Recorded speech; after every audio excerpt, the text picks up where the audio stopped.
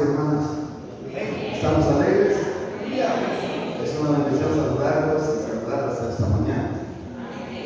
Vamos a finalizar nuestro estudio en el libro de Génesis en el capítulo 50. Es capaz que mucha gente no sabía que Génesis tenía 50 capítulos. Levanta la mano, ¿quién no sabía? No había dado vuelta la hora todavía. Último capítulo de Génesis. ¿Lo tienen? Vamos a ver de nuevo.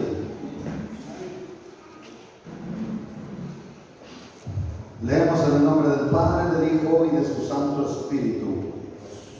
Entonces se echó José sobre el rostro de su padre y lloró sobre él y lo besó. Y mandó José a sus siervos, los médicos, que embalsamasen a su padre, y los médicos embalsamaron a Israel. Y le cumplieron 40 días, porque así cumplían los días de los embalsamados, y lo llevaron los egipcios 70 días. Y pasados los días de su luto, habló José a los de la casa de Faraón diciendo: si he hallado ahora gracia en vuestros ojos, os ruego que habléis en oídos de Faraón diciendo: mi padre me hizo jurar diciendo: he aquí que voy a morir. En el sepulcro que cavé para mí en la tierra de Canaán, allí me sepultarás. Ruego pues que vaya yo ahora y sepulte a mi padre y volveré. Y Faraón dijo: ve y sepulta a tu padre como él te hizo jurar. Entonces José subió para sepultar a su padre, y subieron con él todos los siervos de Faraón, los ancianos de su casa y todos los ancianos de la tierra de Egipto. Y toda la casa de José y sus hermanos y la casa de su padre solamente dejaron en la tierra de José sus niños, sus ovejas y sus vacas.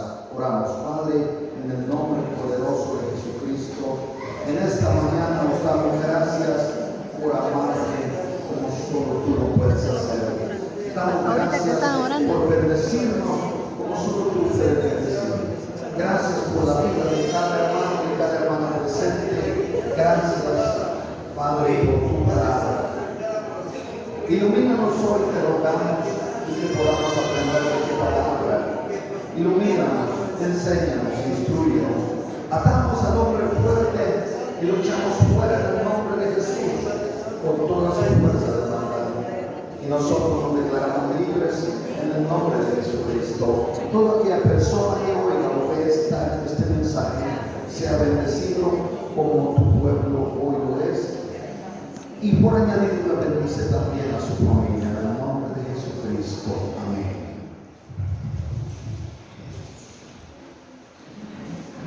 En la enseñanza anterior consideramos las últimas palabras que Jacob dirigió a sus hijos antes de morir.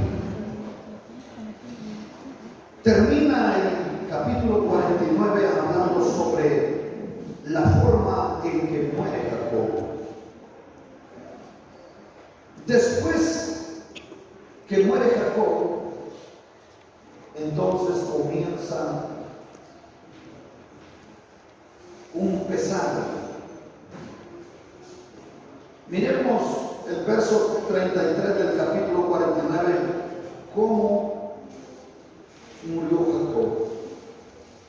Y cuando acabó Jacob de dar mandamientos a sus hijos, oiga lo que dice en el último verso del capítulo 49.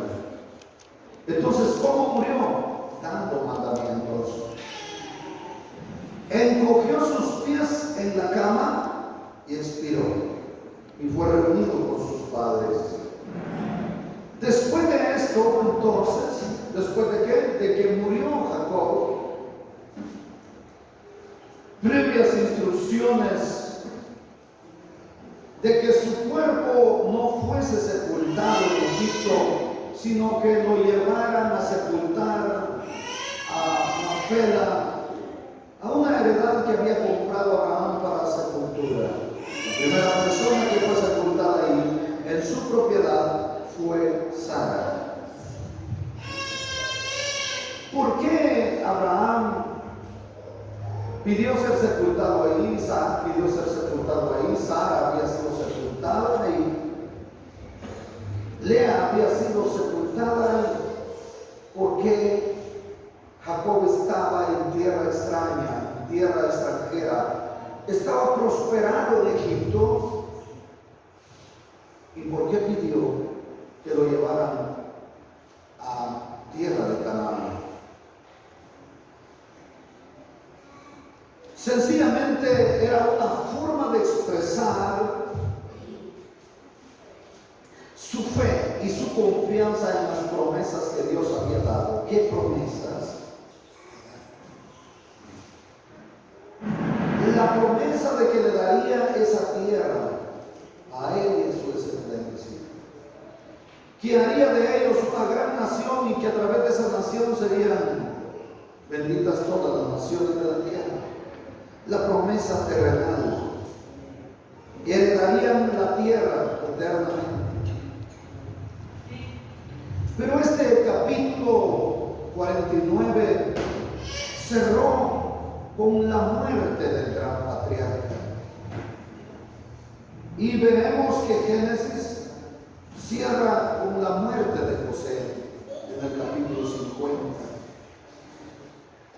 Es decir, Génesis al final está cerrando sus capítulos con muerte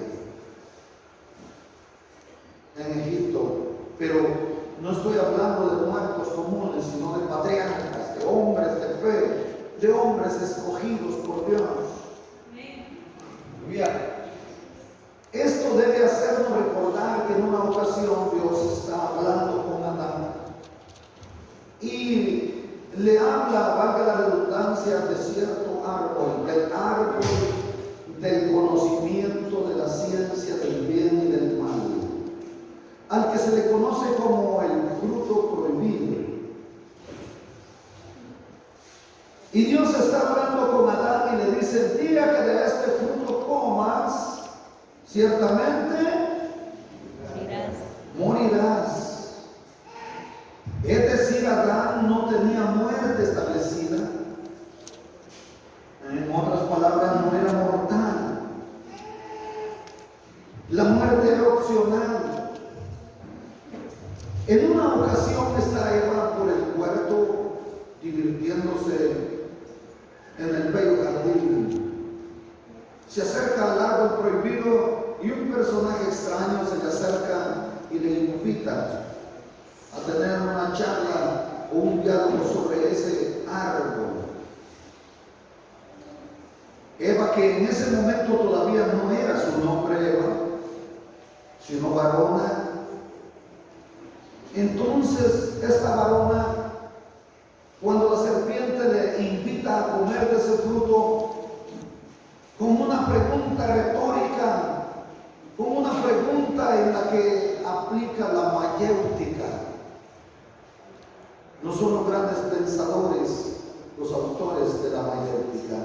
Ese método fue usado por primera vez en el huerto de Edén. ¿Qué es el método mayéutica? Sencillamente que las respuestas surgen de la persona que hace una pregunta o que tiene una pregunta por hacer o que tiene una duda. Entonces la serpiente le hace una pregunta a Eva, a la varona: ¿con que Dios os ha dicho no comáis de todo árbol frutal del huerto? Y ella dijo: de todo fruto de los árboles del huerto podemos comer. Eso es Génesis 3. Mas del fruto del árbol del conocimiento de la ciencia del bien y del mal, dijo Dios, que no comamos, porque el día que comamos de él ciertamente moriremos. Y la serpiente dijo: no moriréis. Dios sabe que el día que comas de ese fruto serán abiertos vuestros ojos y seréis como Dios. Y ahí viene lo que la impulsó. El árbol era frondoso, hermoso, era agradable a la vista de los ojos. era agradable, así es el pecado, agradable a los ojos del hombre y de la mujer. Era codiciable, oiga, exquisito, lo deseaba cualquier persona. Así es el pecado, delicioso para la carne. Nadie va a decirme que el pecado cuesta ejecutar. El pecado es fácil de ejecutar, es delicioso, es sabroso para la carne, es codiciable. Todo hombre codicia pecar, todo hombre desea pecar en su carne, porque no cuesta pecar, es codiciable. Pero era también bueno para comer, delicioso, agradable a los ojos, bueno para comer, pero era también, oigan, bueno, codiciable para alcanzar la sabiduría. Entonces, la mujer comió. Dio a su marido y comió como ella, y no murieron instantáneamente. Sus ojos se abrieron y vieron la desnudez de sus cuerpos. Se sintieron avergonzados y empezaron a huir entre los árboles del huerto. La voz de Dios en su misericordia se paseaba al aire de los árboles, sobre los árboles, y ellos oían la voz.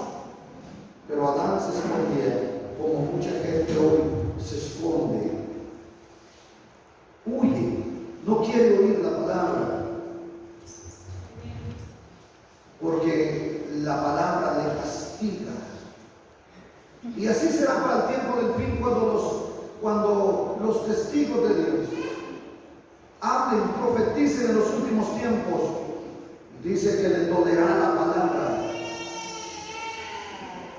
a la humanidad y por eso procurarán matarlos. Pero el que procure matarlos morirá como ellos procuren matar a los testigos de Dios, a los dos olivos. Porque la palabra de verdad le duele a la gente que vive en una realidad pecaminosa, que es un pecador empedernido.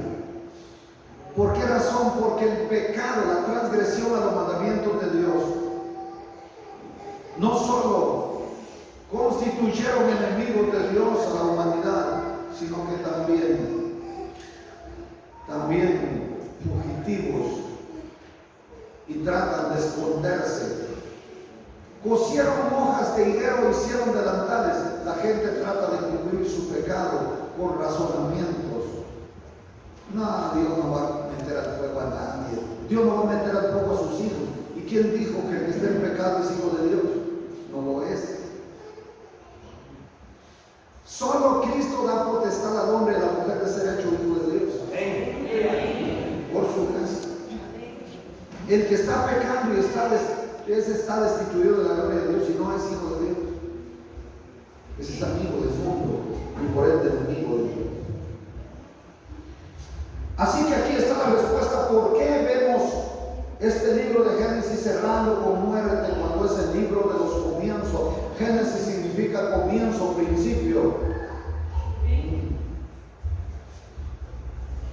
Es el libro de la creación.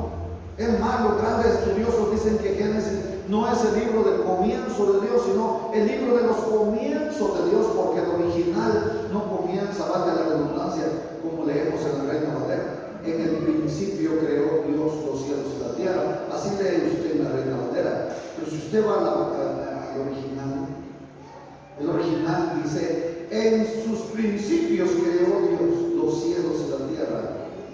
La Peshitta creo que es la que se aproxima más al original. Dice: en los comienzos de Dios fueron creados los cielos y la tierra.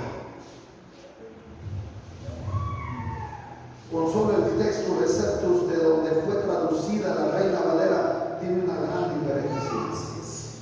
Entonces, hermana y hermano, nos damos cuenta que Génesis no es el comienzo, sino los comienzos, los orígenes de todo. Pero mire mire cómo termina este libro. Porque no se oyó la voz de Dios en el principio. El día que comas de este fruto vas a morir. Se convirtió en mortal y por ende todos los descendientes de Adán y Eva, mortales.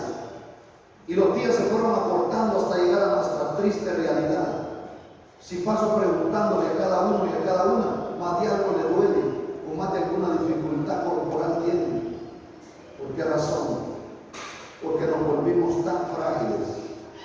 Se reduce la vida a un martirio con las dolamas, con los problemas. ¿Y por qué todos nosotros? Así dice Romanos 5:12. Así también la muerte se extendió a todos los hombres, porque todos pecaron. Hermana y hermano, todas ustedes y yo somos pecadores. Solo que ya no debemos ser practicantes del pecado, debemos ser practicantes de la santidad, esto es apartarnos del pecado. Génesis es un ejemplo claro del hecho del pecado y de la realidad de la muerte. Comienza ahí con Adán en el jardín del Edén y miren, termina con dos féretros en Egipto. El de Jacob en el capítulo 49, pero que lo llevan a sepultar a Canaán, y con el de José en Egipto, que lo sepultan en Egipto. Es así como se habla de la entrada del pecado a la familia humana. Pero también se registra la fidelidad de Dios al proporcionarnos a toda la humanidad un camino de retorno hacia Dios, un camino que conduce a la vida eterna.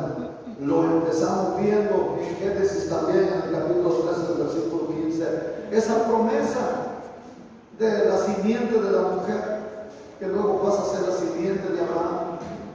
Nos damos cuenta, hermana y hermano, que allí encontramos el pronto evangelio.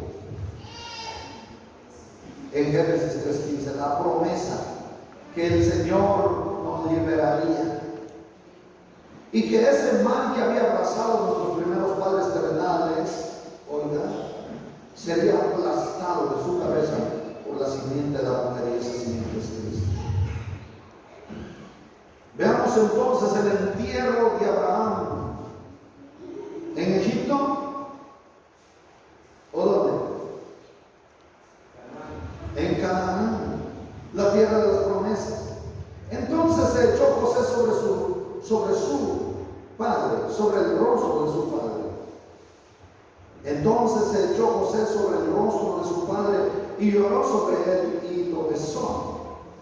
¿En qué momento? Recuérdese cómo termina el capítulo 49. Encogió las patitas y se murió. Ahora él, al ver que se muere, está calientito el muerto, él lo abraza, lo besa, se despide y mandó José a sus siervos y a los médicos que embalsamaran a su padre. Y estos lo embalsamaron y dice que 40 días se llevaron, oigan, porque así cumplían los días del embalsamamiento. 40 días se llevaron solo para embalsamarlo. ¿Qué tanto le echaban? Pero además me llama la atención el último párrafo del versículo 3. Y lloraron los egipcios 70 días. ¿Por qué lloraron? ¿Por quién lloraron? Por Jacob. Médicos especialistas en momias, médicos especialistas en convertir en momias a las personas, embalsamaron a Jacob. Miren, los egipcios eran expertos en asuntos funerarios. Ustedes no han leído sobre una gran cantidad de momias que han aparecido últimamente, de los faraones, de aquellos personajes importantes. Se habla, claro, de esas momias de más de 3.000 y 4.000 años.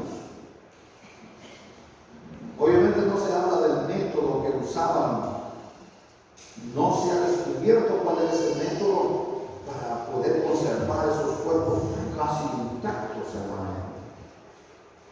rasgados físicos de las personas que como si pusieron el momento, están ahí presentes en ese cuerpo conservado. Sin dudas estos que embalsamaron a Jacob, oiga, no fueron médicos comunes, los mejores. Los que convertían en momias a los faraones fueron los que llegaron y convirtieron al viejito Jacob en una momia. ¿Por qué pidió que lo llevaran a esa tierra? Impulsado por una esperanza. ¿Qué esperanza? La esperanza terrenal de la tierra prometida. Él creía que iba a resucitar en aquella tierra y que estaría ahí con la nación de Israel cuando se cumpliesen todas las promesas. La promesa de nosotros, de todos los creyentes, es una promesa celestial, no es una promesa terrenal. No importa dónde queden los huesos suyos, donde quiera que usted esté, aunque lo entierren en una buena caja o lo entierren en una caja de pino, dijo alguien, la promesa de ustedes y de mí es que un día seremos arrebatados juntamente con los que ya han muerto, o si he muerto yo, resucitaremos y seremos arrebatados juntamente con los que murieron en Cristo para recibir al Señor en el aire, y así seremos trasladados a la nueva Jerusalén. La esperanza de nosotros es grande. Claro que ellos fueron adscritos a esta promesa, porque esta promesa que Cristo pues alcanza a todos desde Adán hasta el gran juicio final. Claro que hay una resurrección de judíos aparte de la resurrección de nosotros, porque hay cosas en la Biblia que son para Israel y he visto predicadores aplicándolas para la iglesia.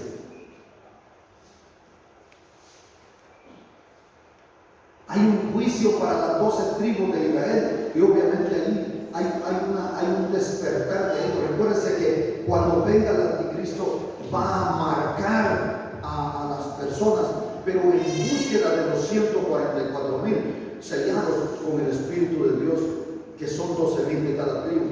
Ninguno de esos sellados por el Espíritu de Dios, ninguno de los 144,000 recibiría la marca de la bestia. Por eso es que van a empezar a marcar a las personas en búsqueda de esas primicias, de esos santos, de esos castos o vírgenes, les van a buscar. Ahora bien, el resto de Israel, los que se apeguen a la fe de Dios, los que descubran la verdad del anticristo, no se van a dejar marcar y serán decapitados. Pero por cuanto no rechazan al Señor, pero sí rechazan la oferta del anticristo, les cortarán la cabeza y ellos resucitarán para reinar 1000 años como Cristo y regirán a las naciones con vara de hierro desde el campamento de los santos. Allí no habrán gentiles, solo habrán, oigan, los vencedores del pueblo de Israel. Pero y si los otros muertos no volvieron a vivir hasta que se cumplieron 1000 años, durante el milenio todos los otros muertos están en tormento y solo resucitan para ir al gran trono blanco 1000 años después. Los muertos que mueren por las plagas apocalípticas, los muertos que están muriendo ahorita en pecado en Israel. Pero los que mueren decapitados, para ellos hay una resurrección para ir a reinar con Cristo. La iglesia a veces predica cosas que no son. Muchos dicen, es que nosotros vamos a reinar con Cristo 1000 años, vamos a hacer. No, pero la iglesia no va a estar allí rigiendo con vara de hierro. Eso no es promesa para la iglesia, es para Israel. La iglesia dice que será arrebatada, Cristo la recibe en las nubes, le viste con vestidura blanca, le presenta delante de su Padre y son llevados allá y están frente al templo adorando de noche y de día. Al abrirse el sexto sello, así lo dice la Biblia. Y dice la Biblia que no habrá más llanto, ni dolor, ni tristeza, ni temor para ellos. Dice que ya no habrá muerte, el sol no caerá más sobre ellos. Y recuérdese usted que el reinado milenial de Cristo es en una vida común como esta. van a sembrar uva, van a cosechar. Y la iglesia de todas naciones, tribus, pueblos y lenguas está allá, arriba. No hay evidencia tal, como he oído predicadores también que dicen que vamos a venir montados en caballos blancos a pelear con Cristo. ¿Y qué va a venir a pelear usted? Hermana y hermanos, grandes predicadores, he oído eso. ¿Sabe cómo describen la diferencia entre la segunda venida de Cristo y el arrebatamiento de la iglesia? Dice que en el arrebatamiento Cristo viene por su iglesia, y en la segunda venida Cristo viene con su iglesia. Hermana y hermano, no hay evidencia de eso. Hermana y hermano, hay tantas cosas falsas que han enseñado a la iglesia. Predicadores ya ancianos que siguen predicando eso y son más tercos que una mula. Que si yo voy y les digo, miren, eso no es así, me dicen, ¿y vos qué sos? Si vos acabas de comenzar. Sí, pero ellos están predicando lo que oyeron, lo que aprendieron abruptamente, no estudiaron. Y si estudiaron, solo aprendieron cosas que le metieron en la cabeza, como el rapto de la iglesia. Falso. No es cierto que hay un rapto. No es cierto que viene la iglesia montada en caballos blancos.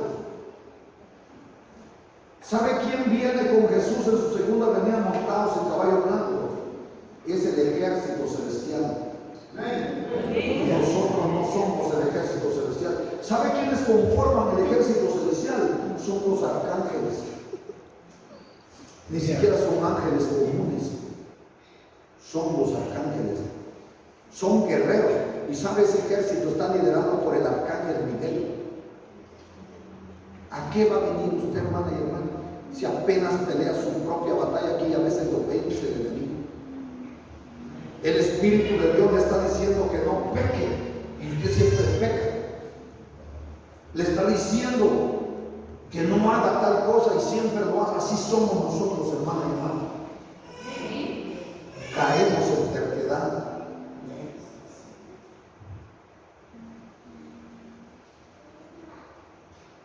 ¿Y qué va a venir usted a pelear, hermana y hermano? Es más, el ejército celestial solo acompaña al Señor para su conocimiento. Él es el que los vence con el poder de su boca, con la espada que sale de su boca.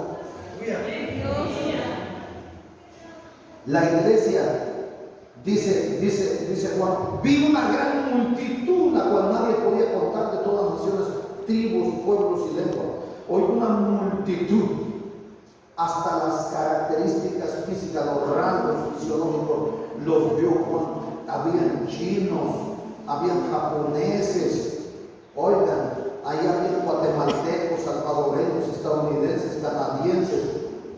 Él pudo distinguir de todas naciones, pero de tribus también, de lenguas. Él vio ahí que Chis, Poconchis, él vio ahí gente de Huehue, gente de Antigua Guatemala, gente de Cutiapa. Pudo distinguir que había de todas las naciones, tribus, pueblos y lenguas. Oiga, hermano, esa multitud que nadie podía contar, con palmas en la mano, vestidos de ropa blanca. ¿Sabe qué dijo el anciano? Estos salieron de la gran tribulación, lavaron sus ropas en la sangre del Cordero, por eso están aquí y le adoran al Señor de noche y de día, y ya nunca más caerá el sol sobre ellos. Es mentira que la iglesia va a ir a reinar 1000 años allá en el milenio. ¿Sabe? Allí solo van a entrar las personas que sobrevivan a la gran tribulación, pero que se quedaron en el arrebatamiento de la iglesia. Hay un juicio de las naciones, y el que haya, aunque no haya estado sirviendo a Dios en el tiempo de la gran tribulación, haya prestado pequeño socorro a ustedes antes del arrebatamiento. Oiga, porque la iglesia va a sufrir una persecución tremenda antes del arrebatamiento. La iglesia no sale como, oiga, otra cosa falsa que predican. Miren esos predicadores viejitos. Vaya a oír a los predicadores ancianos. Le van a decir que la iglesia es arrebatada antes de la gran tribulación. Falso. Eso no es cierto. La iglesia es arrebatada justo al comienzo, o al menos a mediados de la gran tribulación. Si usted no me cree, sigue esperando que sea arrebatado antes de la gran tribulación y va a caer de la gracia, no va a soportar, porque no va a estar preparada para eso. Para su mayor conocimiento, en breve tiempo La iglesia va a estar en una persecución tremenda. La religión tradicional es el ejército que usará el anticristo para perseguirnos. Y sabe, ya comenzaron. Para comenzar, valga la redundancia, ellos ya hurtaron, ya adoptaron todo nuestro sistema de adoración para engañar al mundo. Y dice el Señor que hay un espíritu de error que les ha sido dado. Y van a ver hasta mover del supuesto Espíritu Santo entre ellos y van a hacer milagros. Ellos hablan de liberaciones también, pero no es real lo que están viviendo. No concuerda su conducta con lo que predican. Su conducta sigue siendo igual, violatoria a los mandamientos de Dios. Hermana y hermano, la iglesia tiene una esperanza distinta a la esperanza que teníamos patriarca. La esperanza de nosotros es grande. Y esto que le estoy hablando lo vimos cuando estudiamos los juicios de Dios, ¿se acuerdan? Estudiamos el juicio en el gran trono blanco. Todo esto lo estudiamos con ustedes. Ustedes saben de sobra lo que yo estoy diciendo. La iglesia está a punto de comenzar a sufrir una persecución tremenda y hay una apostasía moviéndose, un espíritu de error moviéndose. Prepárese usted. Así que volvamos, 40 días le llevó para embalsamar el cuerpo de Jacob. Seguramente los métodos que se debían seguir para embalsamar a una persona requerían todo ese tiempo. Estuvieron de luto, dice, oiga, todo ese tiempo, más otros días, 70 días estuvieron de luto. Y no era que hayan contratado gente para llorar como hoy, ¿verdad? Hoy usted puede contratar llorones. Si usted dice, yo no voy a llorar a mi ser querido, es que no lo quería mucho, no quería mucho a mi mamá, a mi papá. Entonces, como usted ya tiene su dinerito, entonces hay contrata llorones para que vengan y lloren. O si usted sabe que no se portó bien con sus hijos, con sus hijas, sabe que no van a derramar una lágrima con usted, entonces deja de una vez contratar llorones para que lleguen a desmayarse a su entierro, a su velorio, porque la gente eso es lo que le gusta. Yo antes me gustaba ir y predicar en el cementerio, pero vi que la gente no le ponía atención a la palabra de Dios, estaba viendo a qué hora se desmayaba la gente. Entonces no vaya a ser de que, y dije yo, no, la gente lo que quiere es escándalo, la gente lo que quiere es novelería, la gente lo que quiere es motivar su maldad que lleva dentro. Van a los velorios para ver quién llora, para ver quién se desmaya. Entonces, si usted quiere tener un entierro, un velorio, calidad que le guste a la gente, hoy pague de anticipado, ¿verdad?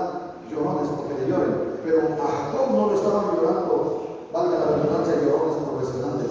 Eran egipcios. ¿Por qué razón? Porque él se había convertido en un gran personaje.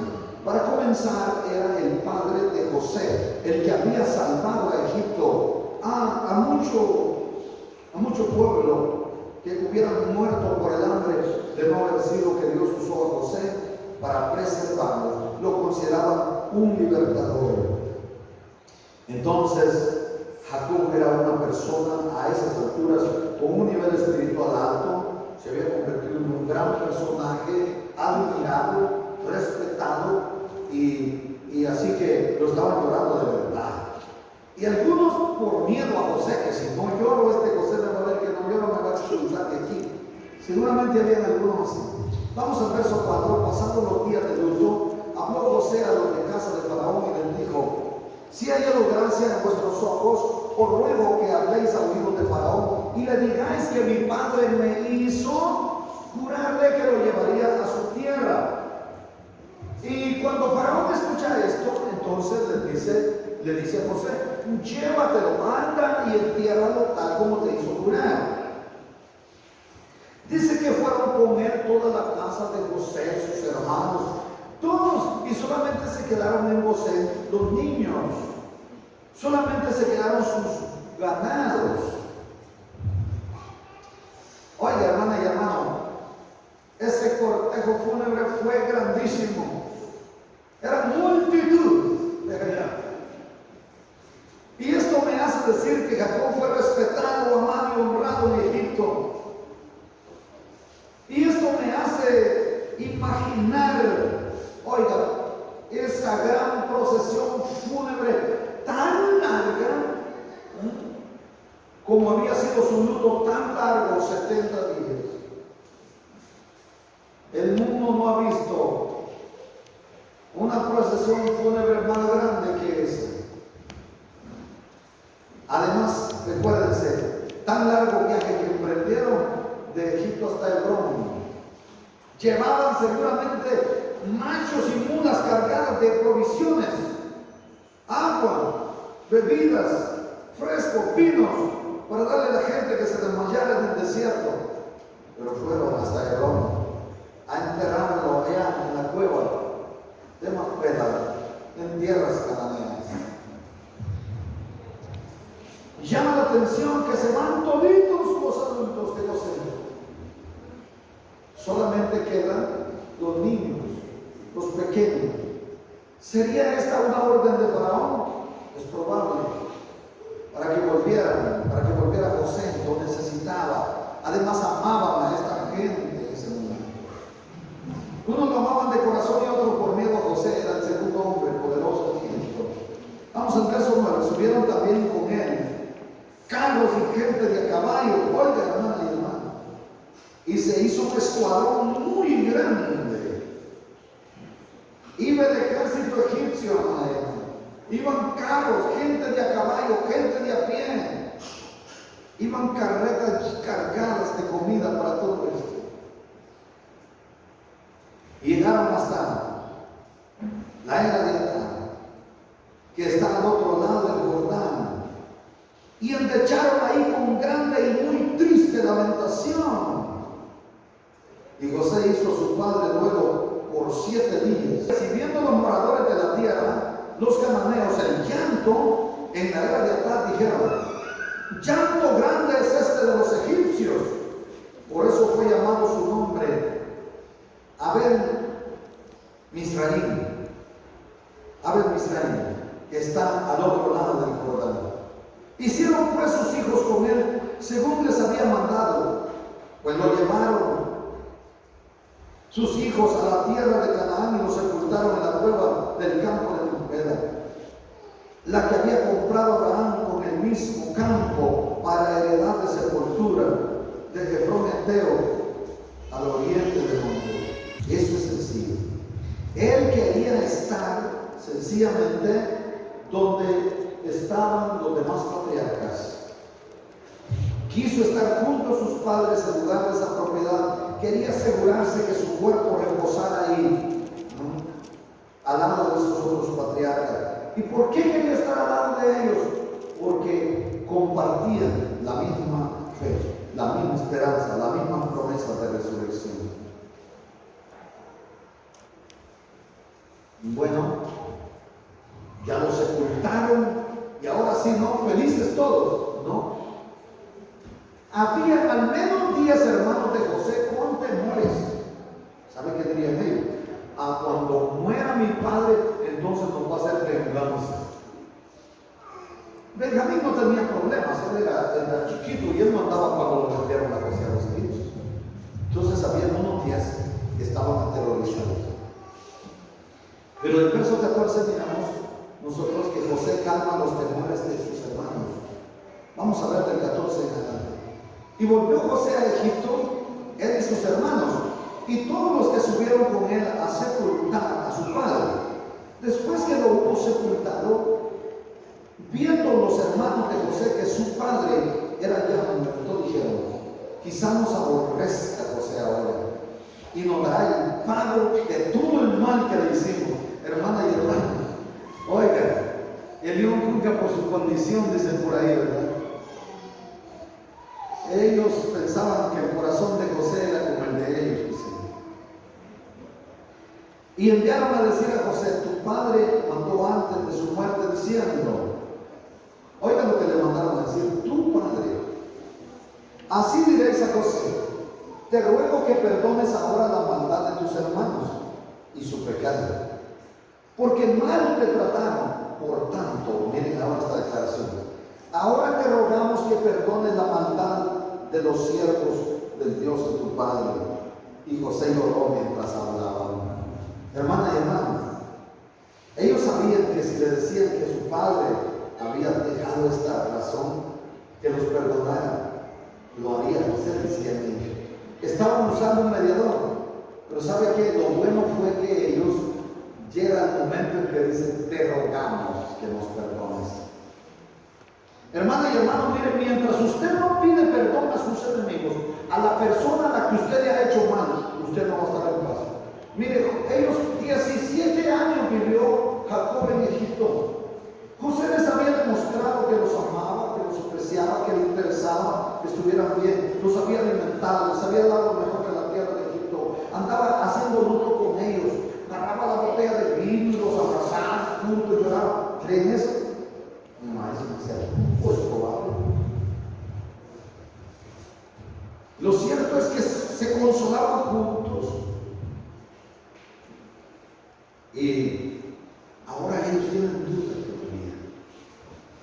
En su corazón todavía está esa espina, porque cuando uno ha hecho tanto mal, cuesta convencerse que ha sido perdonado. Conozco un hombre que tenía grandes problemas de infidelidad a Dios. Dios le usaba. Y cada rato, hermana y hermano, llegaba al altar. Todas las oraciones: Señor, perdóname. Señor, perdóname. Perdóname, Señor. Y vuelve a perdonarme, Dios. Recuerdo que hace 10 años hice tal cosa. Y perdóname, Señor. Hasta que el Señor le dijo: ya me tienes cansado de estar pidiendo perdón. Ya me enfadaste. ¿Creen esto? En nuestras propias palabras así se oiría. El Señor le dijo a través de un siervo: estás perdiendo tiempo. En lugar de gozarte, estás teniendo cargo de conciencia y vives pidiendo perdón de cosas que yo te perdoné hace mucho tiempo, cosas que yo ya me olvidé, y tú sigues pidiendo perdón. Hay mucha gente así perdiendo el tiempo. En lugar de darle gloria a Dios, en lugar de darle honra a Dios, de gozarse en su presencia, de adorarlo, decirle lo grande que es, vive pidiendo perdón. Perdóname, Señor, por aquella vez. Perdóname por aquella vez. Al menos que lo haya vuelto a hacer. Si lo volvió a hacer, le voy a decir las palabras que dijo alguien: si usted sigue haciendo el mismo pecado, si usted sigue cayendo en lo mismo, no merece más que la muerte. Ya no tiene remedio usted. Oír esas palabras es triste. Un hombre barbado que usted ni conozca y que se le acerque y le diga: si usted sigue cometiendo el mismo pecado, usted no tiene remedio, usted es lo único que se merece morir. Y usted no sabe si esa persona la envió Dios, si esa persona es un ángel, si esa persona es un mensajero, es un profeta. Hermana y hermano, pero Dios habla de 1000 maneras. Debemos aprender a perdonar a los demás sus ofensas, hermana y hermano. No, porque es un requisito sine qua non. Así se nos ríe. Es un requisito sine qua non para ser perdonado. ¿Sabe qué significa eso? Requisito sin el cual no puedes ser perdonado. Perdonar a los demás sus ofensas. Hay unos locos que ni a la mujer han perdonado. Y como viven peleando con ella, los corrieron y viven en otro lado. Y como se siguen portando mal, les van a dejar su comida pero cargada de chivo.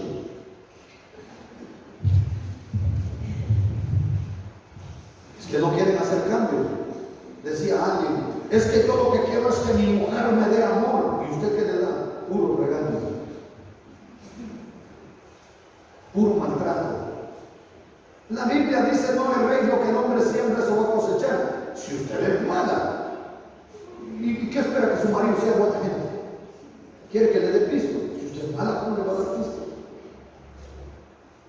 Si usted es mala, ¿cómo le va a dar palabras tiernas?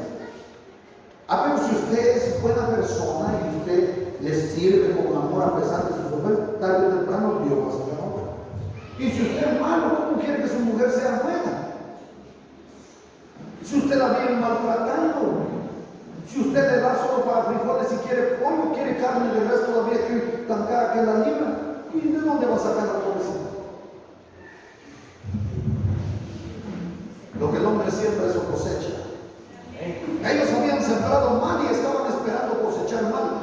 No, pero es que Dios había sembrado abundante gracia a José y ya los había perdonado y ellos creían que no habían sido perdonados. Hermana, tenemos que poner todo eso en la balanza para ser felices. En definitiva, la Biblia nos dice cuál es el procedimiento. Perdona, echa tu ansiedad sobre mí, descárgate de toda energía negativa. Tienes que tener en tu mente, tienes que tener en tu corazón presente que Dios ya te perdonó y no tienes que cargar con esa culpa. Hayas hecho lo que has hecho, Él perdona hasta el más vil pecador.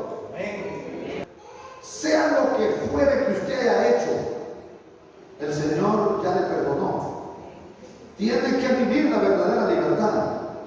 Estos hombres no eran tan libres. Tal vez Jacob les había dado el mensaje para José, pero porque ellos tal vez se abocaron a él y le dijeron: Padre, cuando tú mueras, José nos va a echar a patadas de aquí. Entonces él le dejó un mensaje para que José no los persiguiera o no se vengara. José no se desquitara de igual. ¿Sabe qué pasó con José? José se emocionó cuando los oyó pidiéndole una disculpa. Porque uno se siente bien cuando una persona que lo ha ofendido le dice: discúlpame. Claro, uno debe estar listo para decirle: no tengas pena, vente para acá, ya te perdoné, hombre. Y el otro de contento hasta saca pisto, y cuando usted se va, lleva la bolsa todo el pisto. Es que tan bonito que es que lo perdonen a uno. Perdonarme todo el mal que te hice, y lo abraza. Te perdono, usted ni le dice. Cuando me dijo: si yo no lo he visto, al que perdoné me llenó las cosas. Hermana y hermano, hay algo que es más valioso que dinero, que todo el tesoro que usted quiere imaginar. ¿Sabe qué es? La gracia, la paz. Le estoy diciendo esto para que usted sepa que no hay nada más valioso que la satisfacción de sentir el perdón. Así que no vaya a ir usted a pedir perdón y a llenarle la bolsa, son bromas. Le estaba diciendo esto para que usted sepa que no hay nada más bonito que sentir el perdón. Es que miren, hermano, el perdón se siente. Bien. La gente que ha sido perdonada siente el perdón, la salvación se siente, hermana y hermano. Eso se siente. Yo he oído personas cantando y dicen que el Señor ya me perdonó, y hasta en el cantado se les oye. Oiga, hay gente que ya está en el infierno y no se da los cuenta y anda cantando que salva. Ahí cerquita de mi casa cantan. Ya cuando llega la puerta empiezan a cantar, ni ellas se lo creen porque no sienten el perdón, la salvación no la sienten, por eso no irradian ese gozo. Bien. La salvación se irradia, el rostro de los santos se ve hasta por las pupilas, emanan la gracia. Pero hay gente que cuando usted la mira, no, hombre, este ya está en el infierno y solo anda aquí espantando. No denotan nada de la gracia. Así que, hermana y hermano, yo cuando salga usted de aquí, yo quiero que vaya usted feliz, ¿verdad, hermano Benito?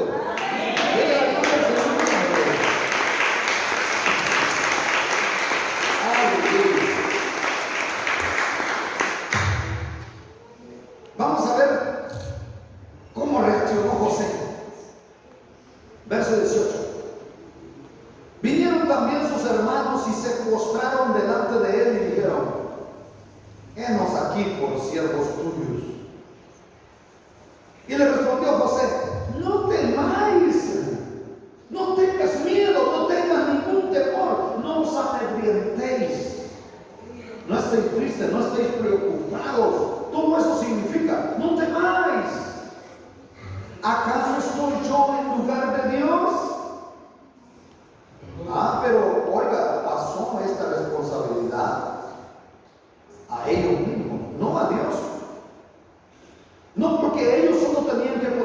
cuentas con Dios. Con Él ya no había clavo de nada, hablando en nuestro lenguaje.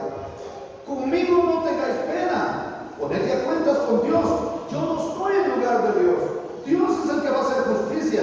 Pero Dios es bueno, perdona a todos. ¿Recuerdan ustedes que había una profecía en los sueños de José que sus hermanos se postrarían? Y ellos le decían, y nos postraremos delante de ti nosotros. Sí, Señor. Ya se habían postrado en Egipto 2 veces y quizá más de alguna vez. Y aquí otra vez se postraron y dijeron, venos aquí, somos siervos tuyos, somos tus esclavos. ¿Qué hubiera hecho usted? Bueno, algo tienen que pagar. Se me ponen ahí contra la pared y agarran una piedra cada uno y se están ahí unas 3 horas. Tal vez hubiera hecho eso, pero ¿sabe qué, José? No tengan miedo, no tengan temor, no se preocupen. Qué bonito, ¿verdad? Aquí se cumplió esa palabra, se van a postrar. Pero él fue condescendiente, fue solidario, el amor que había en José. Oigan, hermana y hermano, se manifiesta en su actitud. Siempre reconociendo la gloria de Dios, siempre dándole lugar a Dios. Miren lo que dice el verso 20. Vosotros pensasteis el mal contra mí, mas Dios lo encaminó al bien para hacer lo que vemos hoy, para mantener en vida a mucho pueblo. Eso dice la Reina Valera. Hermano y hermano, José reconocía que Dios tiene planes perfectos. Y así como tuvo planes perfectos y los ejecutó con José y su familia, Él tiene un plan perfecto para nosotros también. Y nosotros debemos apreciarlo. Nosotros debemos confesar como José nuestra incapacidad. Él dice, sin Dios yo no hubiera alcanzado nada. Esto es obra de Dios. Estoy traduciendo lo que Él dijo. Así debemos nosotros reconocer nuestra incapacidad. Nosotros somos insignificantes sin Él. Ni siquiera nuestros problemas pequeños podemos resolver. Hay cosas que suceden y nosotros nos preguntamos por qué sucedieron. Hay cosas que para nosotros parecen malas, pero Dios lo está usando como un proceso para hacernos llegar a donde quiere vernos, hermana y hermano. Dios tiene planes grandes para ustedes. Dios me ha hecho promesas grandes para esta iglesia, pero depende de usted para que usted también sea partícipe. Dios ha dicho que de esta iglesia saldrán muchísimas pastores, saldrán de aquí. Pero usted tiene que dar fruto, usted tiene que prepararse, usted tiene que estar listo para ese cumplimiento. Él tiene una visión en conjunto, su propósito es bueno. Ahí sí que, como dice la lengua, que el interés común prevalece sobre el interés particular. Mucha gente vive preocupada por sus hijos, por sus hijas, por sus maridos, por sus mujeres. Pero tienen que saber que Dios tiene un plan y un propósito, y Él sabe, y no sucederá nada a su familia a menos que Él lo permita. Él no permitirá que suceda algo que va a tener un resultado negativo. Aunque parezca adverso lo que pasa en nuestra vida, en nuestra salud, en nuestra familia, hermana y hermano, el Señor tiene un propósito y esto será positivo para nosotros. Escuchemos las siguientes palabras de José y ya casi estoy terminando, verso 21. Ahora pues no tengáis miedo, yo sustentaré a vosotros y a vuestros hijos. Así los consoló y les habló al corazón. Y habitó José en Egipto, él y su casa y la casa de su padre, y vivió José 110 años.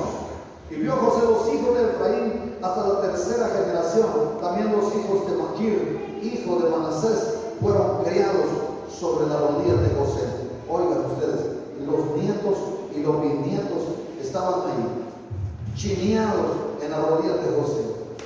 Pero todo tiene un principio bueno, y aunque por muy bueno, por muy grandiosa que sea la vida, llega a su fin. Aquí concluimos.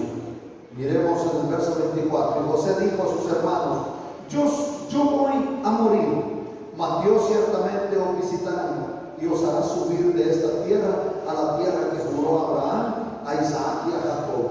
Oigan, hermano, José fue un hombre de fe, un hombre valeroso, hermano.